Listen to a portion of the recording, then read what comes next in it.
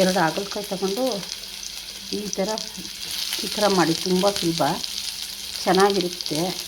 ಶುಗರ್ನವ್ರು ತಿಂದರೆ ತುಂಬ ಒಳ್ಳೆಯದು. ಸಣ್ಣದಾಗಿ ಹಚ್ಕೊಂಡು 2 ಹಾಗಲಕಾಯಿನ ನಾನು ಆವಾಗವಾಗ ಮಾಡ್ತಾಯಿರ್ತೀನಿ. ಅದಕ್ಕೋಸ್ಕರ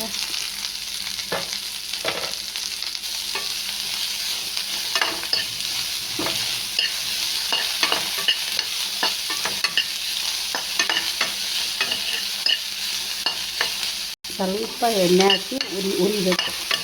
ಈ ಥರ ಹುರಿದು ಮಾಡಬೇಕು. ಒಂದು ಸ್ವಲ್ಪ ನೋಡಿ ಕೆಂಪಗಾದ್ಮೇಲೆ ಈ ಥರ ಆದಮೇಲೆ ಎತ್ತಿಟ್ಕೊಂಡು ಒಂದು ದಪ್ಪಕ್ಕಿರೋದೊಂದು ಈರುಳ್ಳಿ ಹಾಕಿ, ಒಂದು ಈರುಳ್ಳಿ ಸಿಂಪಲ್ಲಾಗಿ ಏನೂ ಇಲ್ಲ, ಶುಗರ್ನವ್ರಿಗೆ ತುಂಬ ಒಳ್ಳೆಯದು. ಈ ಥರ ಮಾಡ್ಕೊಂಡು ತಿಂದರೆ ಎಷ್ಟು ಚೆನ್ನಾಗಿರುತ್ತೆ.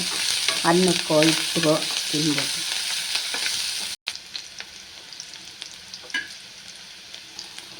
ಒಂದು ಟೊಮೊಟೊ, 2 ಹಾಗಲಕಾಯಿ ಹಾಕ್ಬೋದು. ಸುಮಾರು ಸಣ್ಣಗೆ ಇತ್ತು.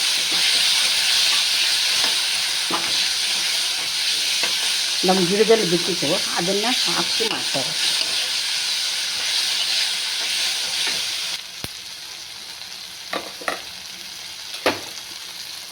ಇದರೊಳಗೆ ಹಾಕಿ ಸ್ವಲ್ಪ ಹುರಿದ್ಬಿಟ್ಟು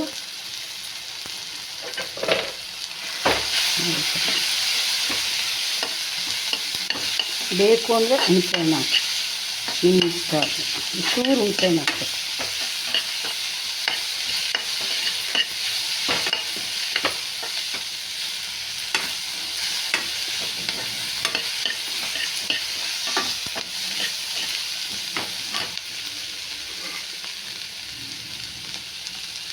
ಚೂರು ಒಂದು ಸಣ್ಣ ನಿಂಬೆಹಣ್ಣು ಗಾತ್ರದ್ದು ಒಂಚೂರು ಹುಣಸೆಹಣ್ಣು.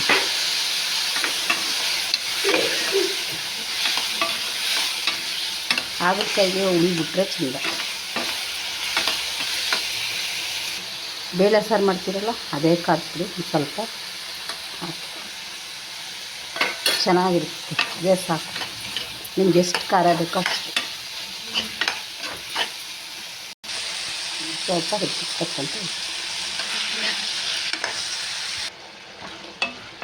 ನೋಡಿ, ಈ ರೀತಿ ಆಗೈತೆ. ಬೇಕಾದ್ರೆ ಚಪಾತಿಗೆ, ಮುದ್ದೆಗೆ ಎಲ್ಲಕ್ಕೂ ಮಾಡ್ಕೊಂಡು ತಿನ್ಬೋದು. ತುಂಬ ಚೆನ್ನಾಗಿರುತ್ತೆ, ತುಂಬ ಒಳ್ಳೆಯದು. ಶುಗರ್ ಇರೋರು ಈ ಥರ ಸಿಂಪಲಾಗಿ ಮಾಡ್ಕೊತೀನಿ.